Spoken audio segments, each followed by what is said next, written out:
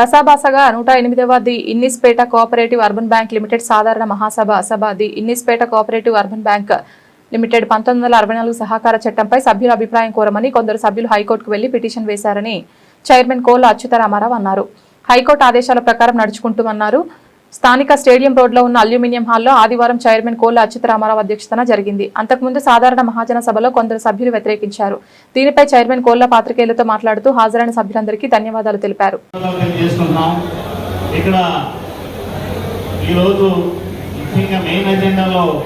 ఈ 1964 నుంచి 95 యాక్ట్ యొక్క వివరాలు మీ అందరికీ కూడా విపులంగా తెలియజేయడానికి వచ్చినటువంటి మా ముఖ్య అతిథి జనరల్ సెక్రటరీ రాఘవేంద్రరావు గారికి మేము ధన్యవాదాలు తెలియజేసుకుంటున్నాం.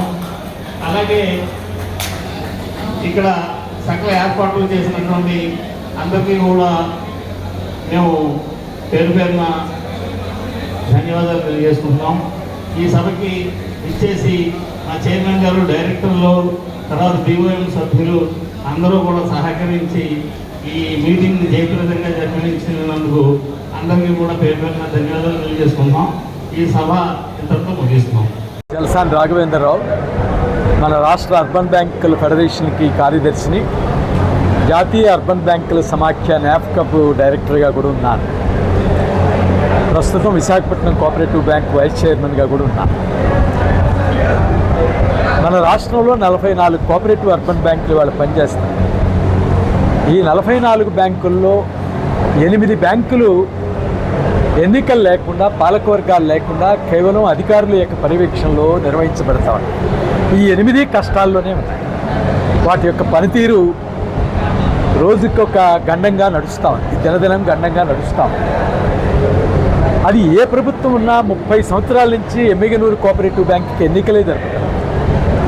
15 సంవత్సరాల నుంచి మచిలీపట్నం బ్యాంక్ ఎన్నికలు లేవు. మరొక 17-18 సంవత్సరాల నుంచి చిత్తూరు కోఆపరేటివ్ బ్యాంక్కి ఎన్నికలు లేవు.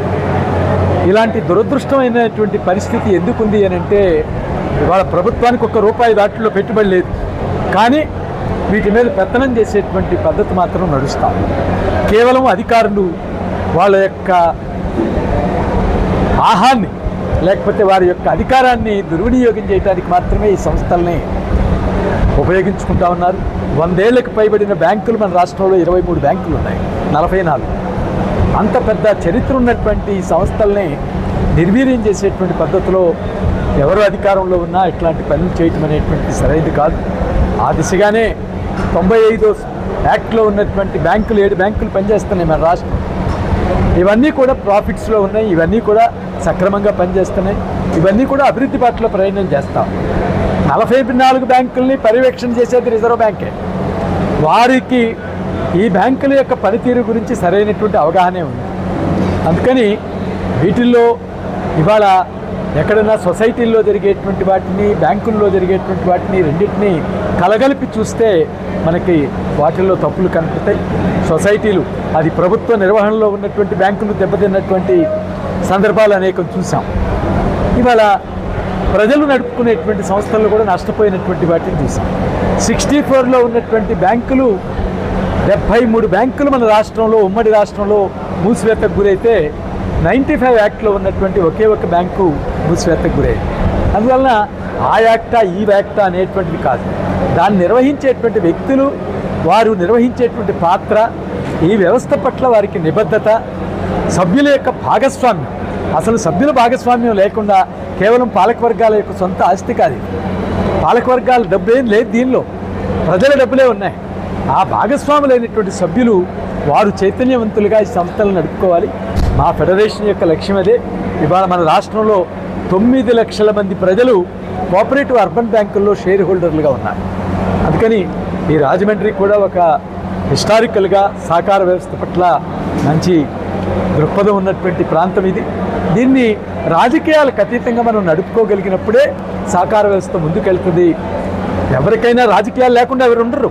అందరికీ రాజకీయ అభిప్రాయాలు ఉన్నాయి. మన అందరికీ ఎవరికో వరకు ఓటు వేస్తున్నాం అంటేనే మనకు కొన్ని రాజకీయ అభిప్రాయాలు ఉన్నట్లు లెక్క. అందుకని మనం రాజకీయాల్లో, మనం ప్రజాస్వామ్య వ్యవస్థలో ఉన్నప్పుడు ఖచ్చితంగా రాజకీయాలు ఉంటాయి. కానీ మన రాజకీయ అభిప్రాయాలు, మన సంస్థలు, మన సభ్యులు అందరి యొక్క ఉమ్మడి ప్రయోజనాలకు భిన్నంగా ఉండకుండా చూసుకోవాల్సినటువంటి బాధ్యత ఇక్కడ ఉన్నటువంటి ప్రజలందరికీ ఉంది, సభ్యులందరికీ ఉంది. ఈ వ్యవస్థని పటిష్టం చేయడానికి అందరూ ఐక్యంగా కృషి చేయాలనే ఫెడరేషన్ తరఫున మేము విజ్ఞప్తి చేస్తాం. అందరికీ నమస్కారం. ఈ రోజున ఇనిస్పేట కోఆపరేటివ్ అర్బన్ బ్యాంక్ 108వ సాధారణ మహాజన సభ ఈరోజు ఏర్పాటు చేయడం జరిగింది. అందులో ఎజెండాలో పెట్టిన విషయాల్లో చర్చ జరిగింది. ముఖ్యంగా ఎజెండాలో 15వ ఎజెండా 1964 నుంచి 1995లోకి వెళ్ళడానికి యాక్ట్ పెట్టడం జరిగింది. దాని నిమిత్తాన్ని సభ్యులతో విస్తృతంగా చర్చించి సభ్యుల అభిప్రాయాలు తీసుకోవడం జరిగింది. ఆ అభిప్రాయాల్లో దాని మీద కొంతమంది సభ్యులు మన హానరబుల్ హైకోర్టుకి వెళ్ళడం జరిగింది. హైకోర్టులో పిల్లు వేయడం జరిగింది. ఆ పిల్లు రేపు సోమవారానికి వాయిదా వేయడం జరిగింది. హైకోర్టు వారు ఏ నిర్ణయానికి వాళ్ళు ఆదేశిస్తారో ఆ నిర్ణయానికి మేము ఇనిస్పేట్ బ్యాంక్ కట్టుబడి ఉంటుంది. ఆ ప్రకారంగా మేము చేస్తామని చెప్పి ఈ జనరల్ బాడీ నిర్ణయం తీసుకున్నాం. ఎందుకంటే హైకోర్టు నిర్ణయాన్ని మనం తూచా తప్పకుండా పాటించాలి కాబట్టి ఆ నిర్ణయాన్ని మేము పాటిస్తామని చెప్పి సభ్యులందరికీ చెప్పడం జరిగింది. అందువలన ఇవాళ 108వ జనరల్ మహాసభకి వచ్చిన సభ్యులందరూ కూడా ప్రత్యేక ధన్యవాదాలు తెలియజేసుకుంటూ సెలవు తీసుకుంటాం. అలాగే మా రాష్ట్ర ఫెడరేషన్ సెక్రటరీ గారు, విశాఖపట్నం బ్యాంక్ చైర్మన్ గారు చలసాని రాఘవేంద్ర వచ్చారు. వాళ్ళు కూడా ఈ రాష్ట్ర ఉన్న బ్యాంకుల గురించి ఒక నిమిషం మాట్లాడతారు. చేస్తారు.